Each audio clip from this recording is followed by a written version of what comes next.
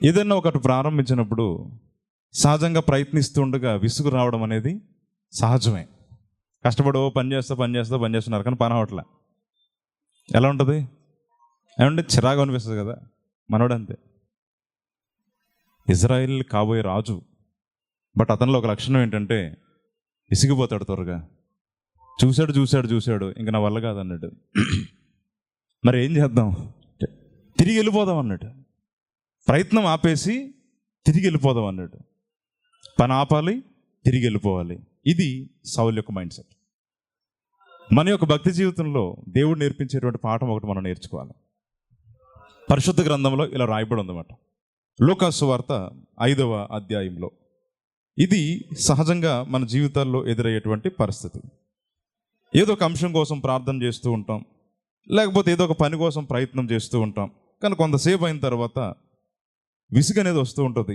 ఆ సమయంలో ప్రభు నేర్పించే పాఠం ఏంటంటే, దేవుని సముఖంలో మనం ఉన్నప్పుడు ప్రభు యొక్క ఆలోచన విధానాలు మనం గమనించాలన్నమాట. చాలా దోణులు ఉన్నాయి, కానీ ప్రభు వచ్చి సీమోను దోణిలో కూర్చుని ఉన్నారు. ఏం చెప్పాలి, ఆయన బోధ చేస్తూ ఉన్నారు. అయిపోయింది. తర్వాత దోణి లోతుకు నడిపించి వలలు అన్నారు. అప్పుడు వెంటనే సీమోను యొక్క అనుభవం చెప్తున్నారు ఆయన. ఏంటంటే, ప్రభువా ఇక్కడ చాలా కష్టపడుతున్నాం కానీ పని అవ్వట్లేదండి. వేసాం వలలు వేస్తున్నాం కానీ ఏం పడట్లే, చేపలు పట్టలేదు అన్నాడు. సరే మరి ఏం చేద్దాం, మరి వెళ్ళిపోదాం ఇంటికి అన్నాడా ప్రభు? అట్లా అనలేదు. ఏమన్నారు చెప్పండి? దోణి లోతుకు నడిపించి మరలా ఏమన్నారు? దేవునికి స్తోత్రం కలుగునుగా. దేహము గురించి బైబిల్లో 2 విషయాలు ఉంటాయి. ఇట్లా 2 విషయాలు సంగమ జాగ్రత్త వినాలి. ఫస్ట్ది ఏంటంటే, ఆత్మ సిద్ధమై కానీ శరీరము బలహీనం అని యేసు ప్రభు మత్తయి సువార్తలో ఒక మాట చెప్తారు చివరి దినములలో ప్రార్థనా సమయంలో. మరొక చోట ఏముంటుందంటే యోహాను సువార్తలో, శరీరము కేవలం నిష్ప్రయోజనము, ఆత్మయే జీవింపజేయుచున్నది. దేవునికి స్తోత్రం కలుగునుగా. సో ఈ 2 కూడా వర్కౌట్ అవ్వదు. బట్ మనం చాలా ఫాస్ట్గా ఏది ఎగ్జాస్ట్ అయిపోద్ది అంటే బాడీ ఎగ్జాస్ట్ అవుతుంది. But in the spirit we have the desire. జరగాలని కోరుకుంటుంది, పొందాలని కోరుకుంటుంది, అందుకోవాలని ఆశ ఉంటుంది. కానీ శరీరం అంటది ఇంక చాలా అంటది. అవునా కదా చెప్పండి? కానీ ఆశ్చర్యం ఇదంతా కూడాను. ప్రభు ఏమంటున్నారంటే ఆపద్దన్నాడు ప్రయత్నము. ఏం చేయద్దన్నారు? ఆపద్దు. బిడ్డలు మారారా? మారలేదు. ఏం చేద్దాం మరి? ఇంకేం చేయలేము సార్. ఇంకేం చేయలేదంటేనే అయిపోయింది అక్కడితో. ప్రభు అంటారు మరొకసారి ప్రయత్నం చేయి. కుటుంబ పరిస్థితులు బాగాలేదండి, ఏం చేద్దాం మరి? ఆపేద్దామా? ఆపేద్దా బెస్ట్. మళ్ళీ ప్రయత్నం చేయమంటాడు ఆయన. వై? ఇక్కడితో నీ పని అయిపోతే కనుక మనల్ని ప్యాకప్ చెప్పచ్చు దేవుడు. ఏమంటే నీ పని భూమి మీద అయిపోయింది అంటే వచ్చేయని చెప్పి నరులారా తిరిగి రండి అని దేవుడే పిలుస్తాడు మనల్ని. మళ్ళీ ఇంకెందుకు పిలవట్లేదంటే మనకు వర్క్ ఉంది, మనకు పని ఉంది, చేయవలసిన పని ఉంది, నడవలసిన మార్గము ఉంది. ఏం చేయకూడదంటే విసుగొద్దు అన్నాడు దేవుడు. అది చెయ్యి, ఇంకొకసారి ప్రయత్నం చెయ్యి, లోతుకు వెళ్ళు కొంచెం అని ప్రభువు చెప్పినారు. సంఘం మన జీవితంలో కూడా కొంచెం లోతైనటువంటి అనుభవాల్లోకి మనం కూడా పోవడానికి ప్రయత్నం చేయాలి. ఎందుకంటే అక్కడ ఉంటుంది అసలైన పాఠాలు అన్నమాట. ప్రభు ఎప్పుడూ కూడా మనల్ని విడనాడేవారు కాదు.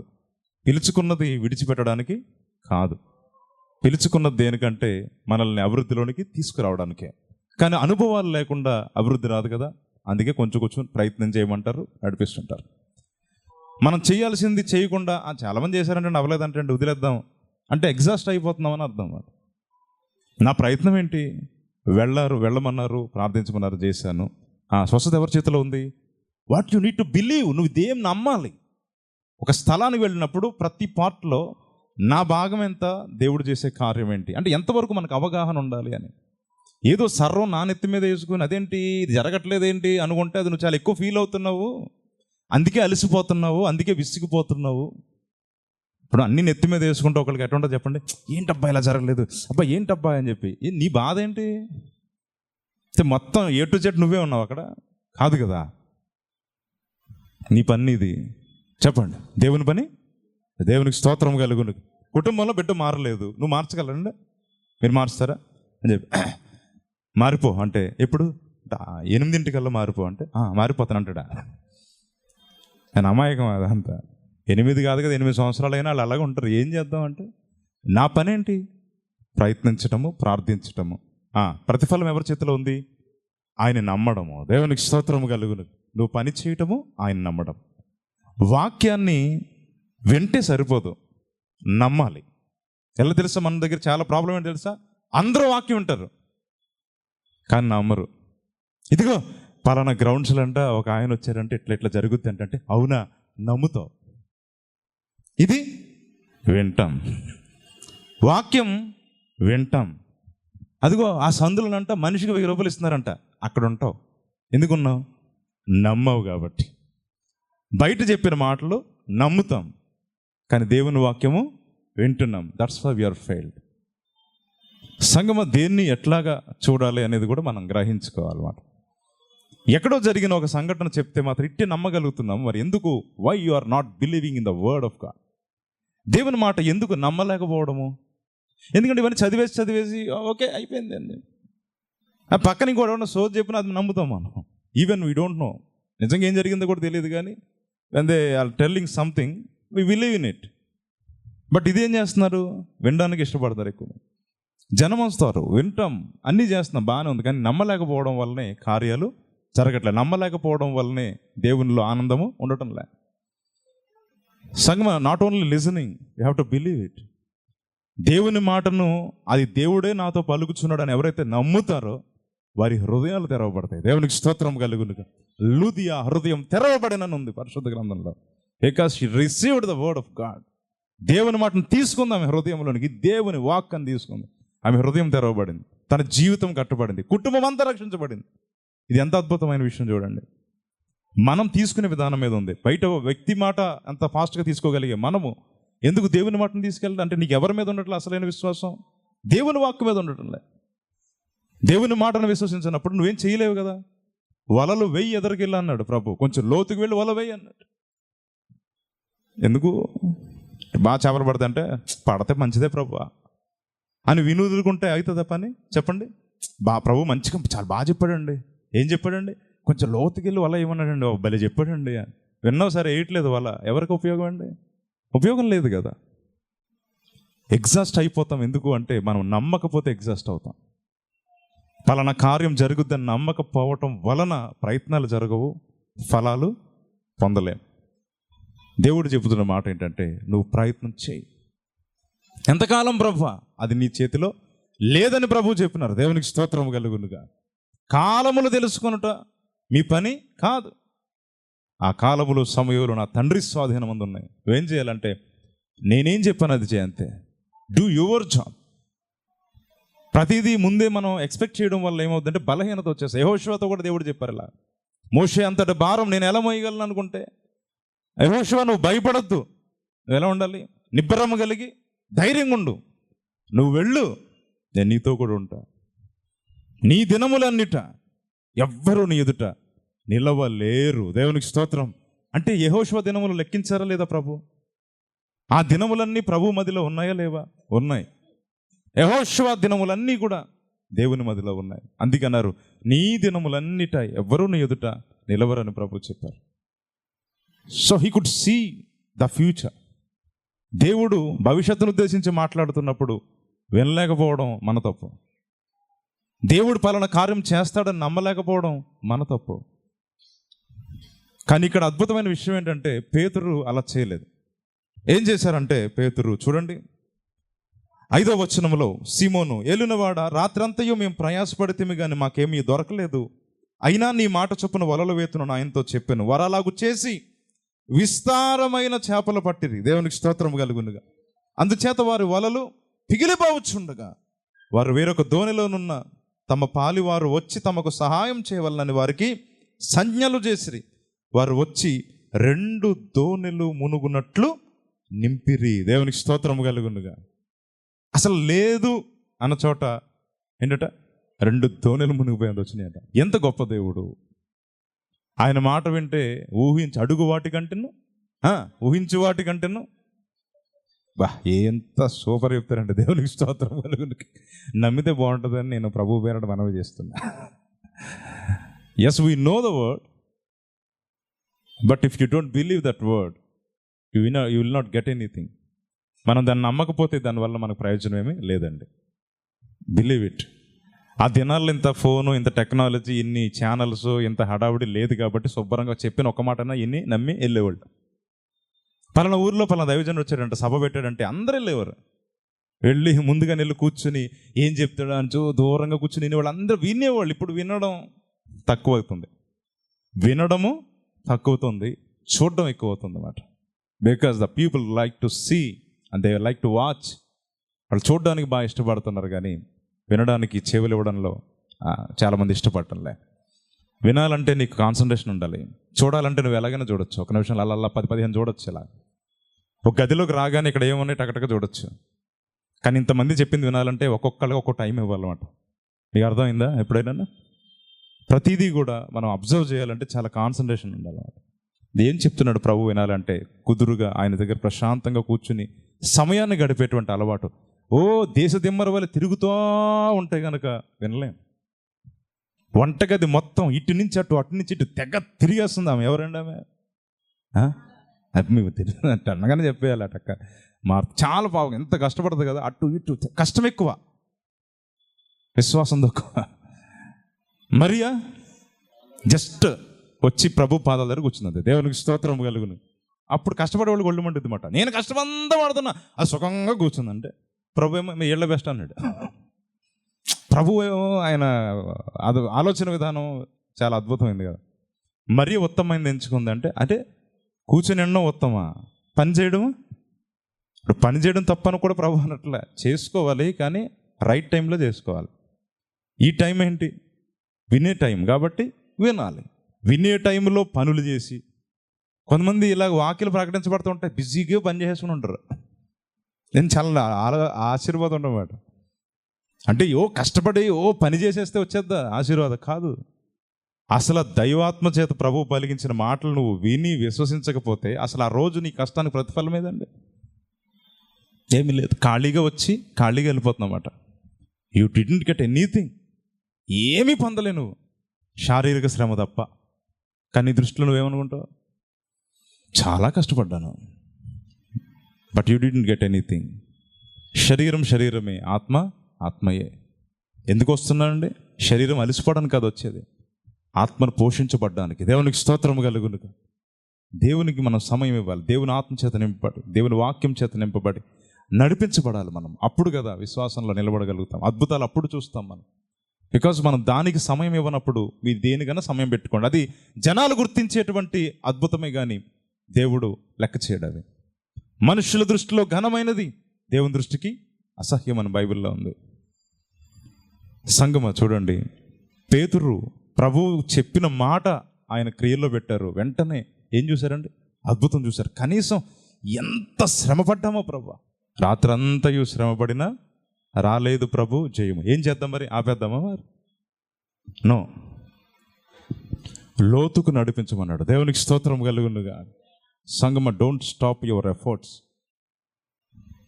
పేతురు ప్రయత్నాలు ఆపేద్దాం అనుకున్న వేళ ప్రభు అన్నారు కొనసాగించమన్నారు. ఎందుకంటే నేనున్నాను నీతో. దేవునికి స్తోత్రం కలుగును. Why you need to continue? Because God is with you. దేవుడు ఉన్నారు కాబట్టి మనం కొనసాగించగలం. దేవుడు లేడు అనుకుంటే ఏమైనా చేయగలమంటే చెప్పండి? ఏమీ చేయలేం మనం. You cannot continue. ఎప్పుడు ప్రయత్నాలు ఆగిపోతాయి అంటే, నేను చెప్తున్నా వినండి, ఎప్పుడు ప్రయత్నాలు ఆపేస్తామంటే దేవుడు మనతో లేడు అన్నప్పుడు ప్రయత్నాలు ఆగిపోతాయి. But if God is with us, దేవుడు మనతో ఉన్నారు అంటే నువ్వు ఖచ్చితంగా ప్రయత్నం చేయాలి. If you have that kind of belief, అటువంటి నమ్మకం అనేది మనకు ఉంటే కనుక మనం ప్రయత్నం చేస్తాం, ప్రార్థన చేస్తాం, పోరాడుతూనే ఉంటాం. లూకా సువార్తలోనే 18వ అధ్యాయం 1వ వచనంలో ఈ మాట ఉంది. లూకా 18:1 ఏమనుంది? ప్రభు ఏమి నేర్పించారు? ప్రయత్నాలు ఆపద్దు అని పేతురుకు చెప్పారు. ఇక్కడ ఏం నేర్పిస్తున్నారు చెప్పండి? 18:1 వారు విసుగాక నిత్యము ప్రార్థన చేయుచుండవలనటకు ఆయన వారితో ఈ ఉపమానము చెప్పెను. దేవునికి స్తోత్రం కలుగునుగా. విసుగక, ఎలాగా? విసుగక చెప్పండి, విసుగక నిత్యము. దేవునికి స్తోత్రం కలుగును. విసుగద్దు, నిత్యము ప్రార్థన చేయమని అన్నారు. ఆ రోజు చేస్తున్నామండి బాబు, పని అవట్లా. చాలామంది ఎగ్జాస్ట్ అవుతూ ఉంటాం మనం. ప్రభు అన్నారు అయినా చేయమన్నారు. ఎందుకండి ఇలాగ అంటారు? ప్రభు చెప్పినవన్నీ ఇట్లనే ఉంటాయి. చేయమంటారు, ఆయన చేస్తాం, కానీ ఏమీ అర్థం కాదు. చేయమన్నాడు కానీ ఇలా అర్థమవుద్దని చెప్పారు. ఆయన ఏమన్నాను చెప్పలేదు కదా. చేయమన్నప్పుడు అసలు నువ్వు చేస్తావో లేదో చూస్తారన్నమాట. పరీక్షించబడిన మీదట, శోధించబడిన మీదట మనం ఏమవుతామండి? సువర్ణము. దేవునికి స్తోత్రము కలుగునుగా. ఫస్ట్ ఆఫ్ ఆల్ పరీక్ష అంతా అక్కడే ఉందన్నమాట. ఇసిగిపోయేవాళ్ళము కడ వరకు వెళ్ళలేమన్నమాట. అందుకే ప్రకటన గ్రంథంలో కూడా ముగింపులో ప్రభు ఇలా అంటారు, అంతము వరకు సహించిన వాడే రక్షించబడతాడు. దేవునికి స్తోత్రం కలుగును, వాడే కిరీటాన్ని పొందుతాడని ప్రభు చెప్పారు. ఉంటాయండి ఒకటి తర్వాత ఒకటి, ఒకటి తర్వాత ఒకటి, ఒకటి తర్వాత ఒకటి సమస్యలు వస్తూనే ఉంటాయి. రావని ప్రభు అని చెప్పారా? చెప్పలేదే. ఏమన్నారు ఆయన? లోకములో మీకు శ్రమ కలుగును, అయినను ఏం తెచ్చుకోవాలి? ధైర్యం తెచ్చుకోవాలి. ఎక్కడి నుంచి అని అడుగుతున్నా నేను. లోకములో మీకు శ్రమ కలుగుద్ది, అయినా మీరు ధైర్యం తెచ్చుకోవాలి. ఏంటది అంటే, ఆయనను బట్టి మనకు కలిగిన ధైర్యం ఏమనగా, మనము ఏది ఆయన చిత్తానుసారంగా ఏది అడిగిననో అది ఆయన మనకు అనుగ్రహించునన్నది. దేవునికి స్తోత్రం కలుగునుగా. 1 యోహాను 5లో ఉంటుంది. ఆయన బట్టి మనకు ధైర్యం వస్తుంది. ఎందుకంటే ఆయన చిత్తం తెలుసుకుంటే ధైర్యం వచ్చింది. ఆయన చిత్తం తెలియకపోతే ధైర్యం ఉండదు. ఆయన చిత్తం ఏంటంటే లోతుకు నడిపించన్నాడు. అదే ఆయన చిత్తము. నడిపించారనుకోండి, పడ్డాయి లేదా? చేపలు పడినవి, 2 దోణులు పడినాయి. First of all you have to understand his will and then you try. ఎరగడము, ప్రయత్నించటము, ఈ 2 కూడా మనం చేయాలి. కానీ నిన్ను 100% ఆపేసేవాడు సాతాను. కొంతమంది 99 చేస్తారట, లాస్ట్లో గుడ్ బై. చాలామంది ఇది ఎప్పుడు ఇన్నిసార్లు ఉంటాను నేను. ఒకడు యవనస్తుడు అంతా పనులు అయ్యి చేస్తుంటే ఒకడు అన్నారంటే పిలిచి, బాబు ఇటురా, పెళ్ళయిందా? పెళ్ళి అవ్వలేదు సార్. అయితే నీకు మంచి పెళ్ళి అవ్వాలంటే, అంటే మంచి అమ్మాయి రావాలంటే కనుక నువ్వు పని చేయాలి. ఏంటంటే పెళ్ళిలోనే ఎక్కువ పని చేయాలి. ఎవరి పెళ్ళిలో అయితే నువ్వు ఎక్కువగా పని చేస్తావో నీకు కూడా అంత బాగా పెళ్ళి జరుగుతున్నాడు. అవునా, ఏం చేయాలి సార్ అన్నట్టు. వాళ్ళు అక్కడ భోజనం చేస్తున్నారు కదా, వాళ్ళు తిన్న విస్తరాకులు తీసేమన్నాడంట. అదే మంచి పని. వడ్డిస్తాను సార్ అంటే, వడ్డించని ఎవరైనా వడ్డిస్తారు? వడ్డించడం కాదు గొప్ప, నువ్వు తగ్గించుకుని ఆ చక్కగా ఆ తిన్నవన్నీ తీసేసావు అనుకో, నీ సహనం, నీ ఓపికని బట్టి మంచి భార్య వచ్చింది తెలుసా. ఎందుకంటే ఎంత ఓపిక ఉన్నవాడికి మంచి భార్య వచ్చింది అంటే, సరే ఏదో ఒకటి చెప్పాడు కదా అనుకుని మొదలెట్టాడంట. ఒక్కొక్కటి తీస్తున్నాడు. 1 బంతి, 2 బంతి, 3 బంతి. ఏం బంతి? రబ్బర్ బంతి, భోజన బంతి. అవుతున్నాయి. ఆల్మోస్ట్ 90 తీసేశాడట. ఎన్ని తీసాడు చెప్పండి? 90 అంటే అబ్బో 9 రౌండ్లు మొత్తం తీసాడంట. లాస్ట్ రౌండ్ తింటున్నారంట అంతా. అందులో ఒకడు ఉన్నాడు టెస్ట్ బ్యాట్స్మెన్. అంటే ఏంటి? అది తింటానే ఉన్నాడు, ఇంకా అవట్లా, ముగింపు లేదు. ప్రారంభమే కానీ ముగింపు లేదు, తింటానే ఉన్నాడు. కూర అంటాడు, సాంబార్ అంటాడు. ఓహో అంటే పెరుగు వచ్చేస్తాడేమో అనుకోలేదు, మళ్ళీ కూరలోకి వెళ్తున్నాడు. సరే కూర తిన్న తర్వాత పోనీ మళ్ళీ పెరుగు వేసుకుంటాడేమో, లేదు మళ్ళీ సాంబార్ వేసుకుంటాడు. సరే సాంబార్ అయిన తర్వాత పెరుగు వేసుకుంటాడేమంటే మళ్ళీ పచ్చడిలోకి వెళ్తున్నాడు. అబ్బా ఇది అవ్వట్లా. చూసి అందరు లేచి వెళ్ళిపోయారు. బిడ్డ ఇంకా తింటున్నాడు. సరే ఒకటి తీసాడు. తీసిన తర్వాత ఇతని దగ్గరికి ఒక్కొక్కటి తీసేస్తుంటే మిగతా వాళ్ళు ఏం చేస్తారండి, కొంచెం అయ్యో మా వరకు వచ్చేస్తుందని చెప్పి త్వరగా లేచిపోయి ట్రై చేస్తారు. పోనీ అలాగన్నా లేచిస్తాడేమోనన్నా, నో ప్రాబ్లం, దర్జాగా తిన్నట్టు తిని ఇంకా తర్వాత స్వీట్ తినడము. అది ఏంటంటే వీడికి అప్పటివరకు చేశాడు, ఓర్చుకున్నాడు, ఒళ్ళు మండిపోతుంది, అయినా కూడా ఆడేమో స్వీట్ తిని, స్వీట్ చాలా బాగుందంటే తాపేశ్వరం కాజారా అంటే, నువ్వు అర్జెంటుగా తిను, నాకు కాలిపోతుంది లోపల. అవును సార్ తాపేశ్వరమే, తర్వాత తినండి సార్ ప్లీజ్ అంటే, కానీ ఏ మాట కాబట్టి అంటే భలే ఉంటుందండి తాపేశ్వరం. ఓకే తింటున్నాడు. తిని ఇంకా అలా నాకుతున్నమాట. అబ్బా ఇంకా పీక్కి వెళ్ళింది అనమాట. బీపీ 130, 140, 180. ఆడు తిని లెగ్గానే అప్పటి వరకు అందరూ చూస్తున్నారంట, మెచ్చుకున్నారంట. అబ్బా యవనస్తుడైనా భలే పని చేస్తున్నారండి, అసలు ఎంత తగ్గింపండి అతనికి, ఎలాంటోడు అల్లుడు ఉండాలండి అనుకున్నారంట పాపం అంతా. లాస్ట్ ఆకుకి కట్టలు తెంచిపోయిందండి కోపం. ఆడెదురుగానే ఇలా పట్టుకుని చింపి పడేసాడండి. ఏంటది? ఆకు ఇసిరి కొట్టి, ఎంతసేపు తింటావురా అయ్యా అని సరిగ్గా అందరూ చూసి, పిల్లోడు చాలా కోపం ఎక్కువ. అప్పటి వరకు పాపం మంచి సాక్ష్యం, 99 వేసాడు మంచిగా ఆకులు, 100 ఆకు ఇసురు కొట్టినాడు. అందరూ వచ్చి ఇలాంటి మూర్ఖులు ఎక్కువైపోయారండి పిల్లగాళ్ళు అండి. సరిగా ఆ మాట విన్నాడంటే మనసులో నొచ్చుకొని అచ్చటి నుంచి వెళ్ళాను. విషయం ఏంటంటే, ఇంతసేపు ఉన్న ప్రయత్నం చిట్ట చివరిలో ఏమైపోయింది చెప్పండి? ఎగ్జాస్ట్ అయిపోయింది. సంఘం మన జీవితంలో కూడా సాతాను చేసేటువంటి ప్రయత్నాలు కూడా ఇవే. ఇంతసేపు వెతుకుతూ వెతుకుతూ వెతుకుతూ వెతుకుతూ వచ్చినోడివి, వద్దులే ఇంక ఇంటికి వెళ్ళిపోదాం అని ఎందుకు అంటున్నావు? ఇంతవరకు ప్రయాసపడి ఇంకా నా వల్ల కాదు అని ఎందుకు అంటున్నావు అంటే నేను అనిపిస్తున్నాడు కాబట్టి సాతాను. ఎస్, సాతాను ఎన్నో వలలు పన్నుతుంటాడు మన మీద, వాడు వేటగాని ఉరి మన మీద ఉంటూ ఉంటుంది. కానీ ప్రభువు మనకి అద్భుతమైన సహాయకులు అన్నమాట. ఆ సమయంలో ఏం చెయ్యాలో దేవుడే మనకు ఒక డైరెక్షన్ ఇస్తాడు. దేవునికి స్తోత్రం కలుగును గాక. దేన్ని కూడా విసిగిపోయి ఆపొద్దండి. ప్రయత్నాలు ఆపేస్తే అక్కడ ఫలితాలు కూడా ఆగిపోతుంటాయి అన్నమాట. కాబట్టి don't stop the prayer and don't stop your commitments. అవి ముందు కొనసాగే ప్రయత్నము చేయాలి.